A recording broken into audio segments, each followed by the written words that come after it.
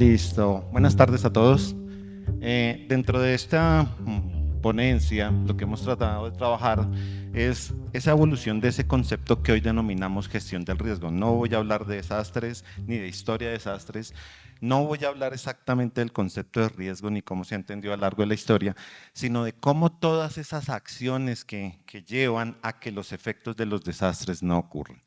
En ese sentido, comienzo con una frase: quien olvida su historia está condenado a repetirla. Es una frase de José Agustín Nicolás Ruiz de Santayana y Borrás, que lo que nos indica es que tenemos que ver esa historia. Digamos que hoy en día hay una tendencia relativamente alta a creer que como hay unos desarrollos bastante altos de lo que es la gestión del riesgo, hay que olvidarse de lo anterior. Y en realidad, si uno mira lo anterior, tiende a entender por qué estamos en donde estamos en la gestión del riesgo. En términos generales, podemos decir que la gestión del riesgo se ha desarrollado durante 7 etapas. Esas etapas se denominan: la primera, enfoque basado en la religión o en los astros; la segunda se llama enfoque físico; la tercera, sociocultural; la tercera, sociotécnica; la cuarta, dimensión holística; la siguiente, enfoque de los hitos; y la última, enfoque integral post-pandemia. Digamos que esta es la más joven, tiene aproximadamente 4 años. El enfoque basado en la religión o en los astros, digamos que le asignan la culpa de los desastres exactamente a los dioses o a un movimiento en el cielo. Cuando un dios se pone bravo de alguna manera, envía un rayo y mata a muchas personas, pues fue culpa de Dios. O cuando el firmamento aparece, por ejemplo, un cometa, y ese cometa no está dentro del pronóstico, o los chamanes o los brujos o los astrólogos no lo determinaron, lo más seguro es que eso va a generar algo malo, y eso es un desastre. Es más, la etimología de la palabra desastre es desastrum, algo contrario a un astro. Entonces es una etapa en donde no se podía hacer nada, los desastres no se pueden gestionar, más allá de hacer rezos, de hacer sacrificios, de hacer matanzas, etcétera, etcétera, porque era lo que creían los seres humanos que podían hacer para mantener contentos a los dioses. Luego viene una etapa física. Esa etapa física comienza más o menos en 1900 con el desarrollo de las ciencias geográficas. Básicamente, la exploración del mundo comienza con un geógrafo alemán que se llama Alfred Wagner. Alfred Wagner emite en 1912 la primera teoría de la deriva continental, viendo cómo era la forma de África y cómo era la forma de América. Y él dijo que esos continentes estuvieron unidos en algún momento, en algún tiempo, sin poder explicar por qué. El tema es que se hizo una reunión de los geógrafos alemanes y lo declararon loco. Y Alfred Wagner muere pobre porque nadie lo quería contratar. Sin embargo, en 1950, 38 años después, Meritar, con unos estudios de Ecosonda, efectivamente corrobora que en los fondos oceánicos hay cicatrices, y que esas cicatrices coinciden con momentos sísmicos, con movimientos sísmicos, con referencias volcánicas, y por ende ella corrobora la teoría de la deriva continental. En esta época estamos hablando de la Primera y Segunda Guerra Mundial. Se desarrolla la ingeniería militar como arma de guerra. De la ingeniería militar surge la ingeniería civil, y entonces empiezan los desarrollos de construcción, de construcciones que tienen que resistir bombas, de construcciones que tienen que proteger a la gente en caso de un ataque aéreo. Surge algo que se llama la defensa civil, que es la protección del militar hacia el civil en guerra, y entonces se inician temas de alarmas, temas de simulacros, porque si vienen aviones con bombas, tenemos que proteger a la población. Digamos que el enfoque entonces es: algo externo viene, tenemos que protegernos, tenemos que huir, y se desarrollan los planes de evacuación. Posteriormente, dentro de la sociotécnica, una vez terminada la Segunda Guerra Mundial, el ejército de Estados Unidos contrata a dos sociólogos, a varios sociólogos, entre ellos Enrico Quarentelli, con el objetivo de que le dijera al ejército de Estados Unidos, si se llegase a dar una guerra dentro de su territorio, qué tenían que hacer para que sus ciudadanos se defendieran. Estados Unidos tenía una particularidad, es que ninguna de las dos guerras mundiales se peleó en su territorio. Fue Europa, África, Asia, Oceanía. Y en ese sentido, pues Estados Unidos no tenía una idea clara. Entonces lo que hicieron estos sociólogos fue tratar de buscar fenómenos que se asemejaran a la guerra para determinar qué tenían que hacer para esa guerra. Y esos fenómenos eran los desastres. Entonces ellos empezaron a estudiar desastres para determinar qué era lo que tenían que hacer para evitar esa destrucción, para que haya menos muertos, menos heridos y menos pérdidas. Y entonces empezó a trabajar en temas como fomentar los simulacros, fomentar la capacitación, fomentar la educación, los ejercicios prácticos, porque si una comunidad se ejercitaba, se capacitaba y hacía simulacros, era una comunidad que iba a tener menos pérdidas, por lo menos humanas. Y en ese sentido, pues comienza la escuela social de los desastres.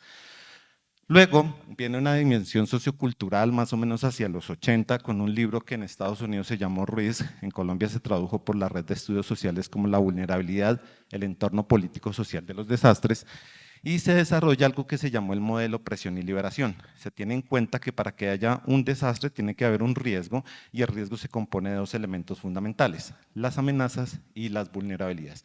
Y que las amenazas de alguna manera en el modelo anterior estaban siendo desarrolladas, se estudiaron los volcanes, se desarrolla la vulcanología, la sismología, la meteorología, pero el componente social no. Y se dio cuenta que entonces habían unas condiciones inseguras, unas presiones dinámicas y unas causas de fondo, y los modelos económicos particularmente generaban los desastres, y entonces los desastres se vuelven un problema del desarrollo.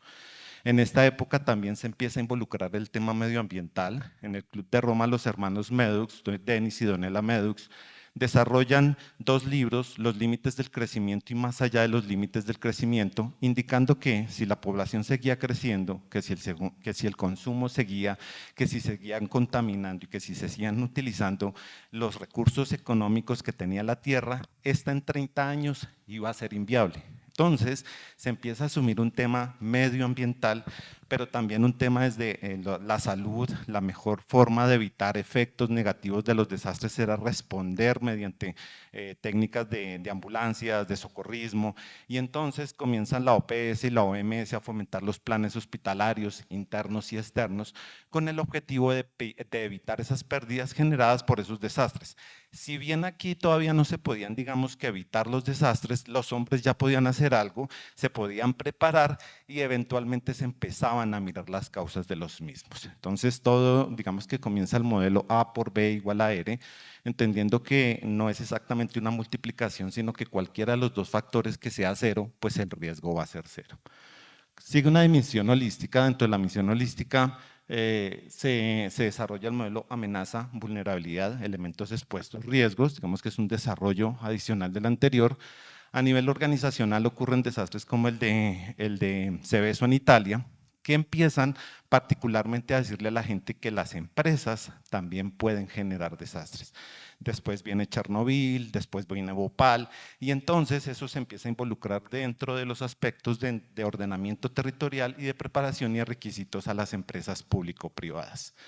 Viene la teoría de los hitos. La teoría de los hitos entonces comienza con el libro La gestión de riesgo de desastres desde el punto de vista de procesos de Label, Pérez y Dalan, Label, Narváez y Pérez, que empiezan a decir que la gestión de riesgos tiene 4 hitos: riesgo presente, riesgo futuro, el desastre y la recuperación. Y que la gestión de riesgos se tiene que hacer en 6 pasos, empezando a pensar en el riesgo futuro y en el riesgo presente.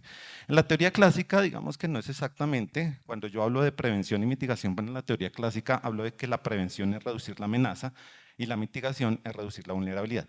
En el modelo de los hitos, prevención es evitar el riesgo futuro y mitigación es evitar el riesgo presente.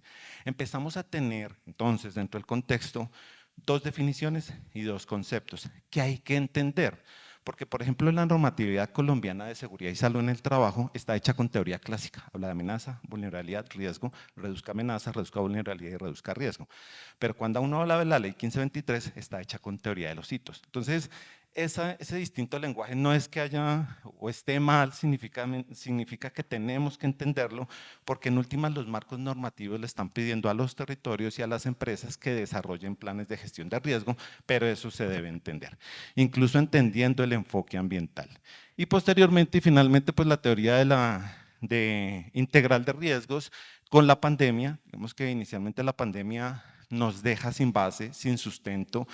Se intentaron hacer muchísimas cosas, muchas incorrectas, muchas correctas, pero digamos que nos cambia la percepción de lo que hay que hacer. Cada una de estas etapas tiene una serie de autores, no me voy a detener mucho en ellos, pero es importante que los leamos y que los trabajemos, porque cuando veamos la base legal y la base técnica, esto es lo que debemos trabajar. Es decir, uno llega a una organización, uno llega a un territorio y se le están pidiendo conceptos técnicos o conceptos legales o se le están pidiendo documentación, se debe entender ese concepto. En últimas, y ya con esto entramos en recta final, la gestión del riesgo entonces empieza a tener unos procesos paralelos. Estamos hablando, por ejemplo, de la creación de la UNDRO, de la reunión de Yokohama, del Diseño Internacional de Reducción de Desastres, estamos hablando de Sendai, de Hyogo, y cada una en su tema están buscando que los países gestionen sus riesgos de desastres. Estamos hablando del Cumbre de la Tierra, Río +20 y todo lo que tiene que ver con los Objetivos de Desarrollo Sostenible. Estamos hablando de las COP y del cambio climático que también se involucra porque los desastres también se involucran con el cambio climático. Con el ordenamiento territorial rural, reuniones Hábitat 1, Hábitat 2 y Hábitat 3, porque pues el 80% de la población vive en ciudades y si ocurre un desastre puede generar inconvenientes.